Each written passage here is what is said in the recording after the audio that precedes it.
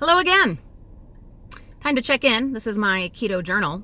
Thank you for watching. Thank you for being a part of this journey. So I've been doing well since the weigh-in, but yesterday I absolutely overdid it. It was all keto food, but it was way too much. I did not track my portions at all. I was just like, yeah, that sounds good. I'm going to have that. Yeah, this sounds good. I'm going to have that. Ooh, that sounds comforting. I'm going to have that. It was all still keto, but I think it was definitely a response to finishing the 2-week induction. And I think part of me just consciously said, okay, I'm going to let myself have today where I just kind of go nuts, and not totally nuts. It was all, like I said, still keto food. Stayed away from all the chocolates and the goodies that we have on hand through the holiday season and from dumpster diving. But I definitely went overboard. Yeah, I really do. I really think it was just a response to finishing the 2-week induction, and it's kind of a standard, okay, the diet's done kind of a mentality that I think if you're a yo-yo dieter, if you've done lots of diets in your life, I think you'll know what I'm talking about. It's that immediate response when you're done. Oh, okay, I lost some weight and now it's over and now we can just do whatever. I'm going to focus on the good stuff about it. So the good stuff, it was all keto, like I said. Very proud of that. Also proud of the fact that I realized exactly what was happening and that I was intentional about it. Proud of the fact that this morning I was like, okay, well, that was one day and that was done and that's over now. And now we're tightening it back up and we're back on track. I'm not saying that we're going back into like super tight induction kind of restrictions and carb limits, but it's just, I think what we're going to be doing at this point is kind of finding where we want to be, somewhere between induction and like what I will eat just to maintain. We still have a long ways to go. As far as to like my ideal weight, we've got 65 plus about 90 pounds, to be honest. So yeah, we've got a long ways to go, but that's going to take time. It's going to take time, and we're not going to hurry through it. We're not going to be silly. We're not going to go down a disordered path. We're just going to stay on the keto journey. Dirty keto journey, absolutely.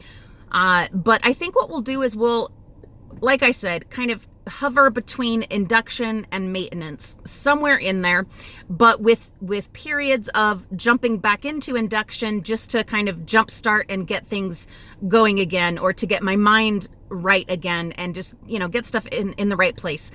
And that's kind of where I'm at today, is pretty close to induction, pretty close, but not quite. Well, as of right now, I've only had breakfast and a snack. So based on what I've had so far, I would say, yeah, we're basically back in induction, but I don't want to stay in induction forever. Sorry, I'm just thinking out loud and bringing you guys along for it. Where I still do have so much progress to make, there's no problem with staying in induction. My concern is how it will affect me mentally. As far as the eating disorder, staying in kind of a, strict induction phase, that is the big concern. But at this point, I think I'm okay in that regard. I think I'm doing okay in that regard. I'll keep checking in and kind of feeling it out and being honest with myself and with you, and we'll see. We'll see. I've had a lot of emotional struggles this last week. There's been some really tough days. And, the just kind of COVID fatigue, and then the winter blues are starting to set in already, and stressed about the holidays and everything that comes with that, and then last minute things popping up and me wanting to be part of these things and yet knowing it's going to stress me out to be part of different things, but not wanting to say no because I really do want to be a part of this stuff. It's tricky. It's, family. What are you going to do? I've gotten really good at saying no. For instance, I was asked to bake sugar cookies and I'm like, no, but I'll pick some up at the store. Oh, but we want to do homemade. Well, you can do homemade, but you asked me to make them, and nope. And you asked me last minute. So no, I'm going to pick some up at the store. They have plain sugar cookies in the bakery, ready to be decorated. That's what I'm going to do. So I didn't just flat out say no, which I have gotten good at doing, and I'm totally proud of that. But in this instance, like I said, where I still do want to be part of it, I at least put down my boundaries, or not put up my boundaries, and stuck to my boundaries. And I'm really proud of that. And I didn't feel bad about it at all, because I have no reason to feel bad about it. None whatsoever.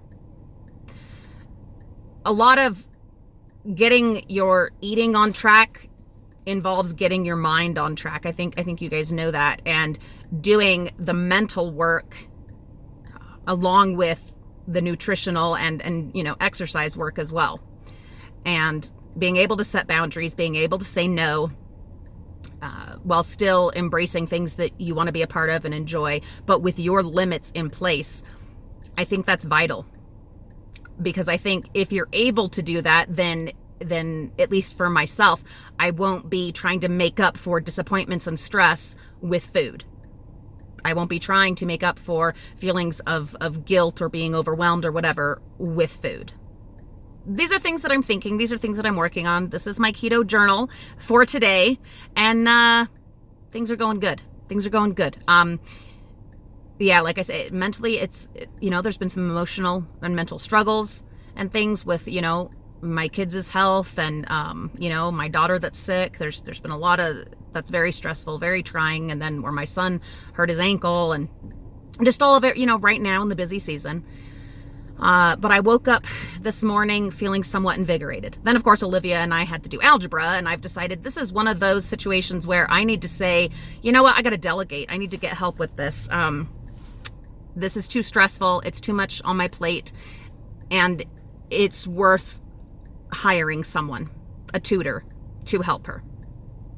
It's something I need to do. So I'm going to talk to my husband about that, and because it's too stressful for both of us to have me teaching her the math. I was never meant to be a homeschool mom. And this really is not homeschool. This is me facilitating her doing regular public school just on the computer. So it's not homeschool. If it were homeschool, real homeschool, we would be focusing on art and baking and cooking and volleyball and things that she's interested in. But no, for the time being, we're doing the standardized American school curriculum. So I have to make allowances and modifications to keep both of us sane and healthy and to have success in this journey. So that was stressful this morning, figuring out the algebra and stuff, which I know algebra. It's just different trying to teach it to someone. Not all of us are meant to teach. No. and definitely not me, and not with my kids, not this kind of subject. So I think that's also another part of getting healthy is learning what your limits are and what your boundaries are, and then prioritizing so that you can allow for those modifications. Not all of us can afford to get a tutor to take the place. And I don't even know if James and I can afford it, but I want to look at our budget and look at what it will cost to get a tutor and see if that isn't something that we can make happen. Anyway, one step at a time. Thank you for coming along on this journey. I would love to hear how you are doing, especially at this stressful time of year. Let's support each other. I'm so grateful for you. Have a wonderful day, and I will see you very soon.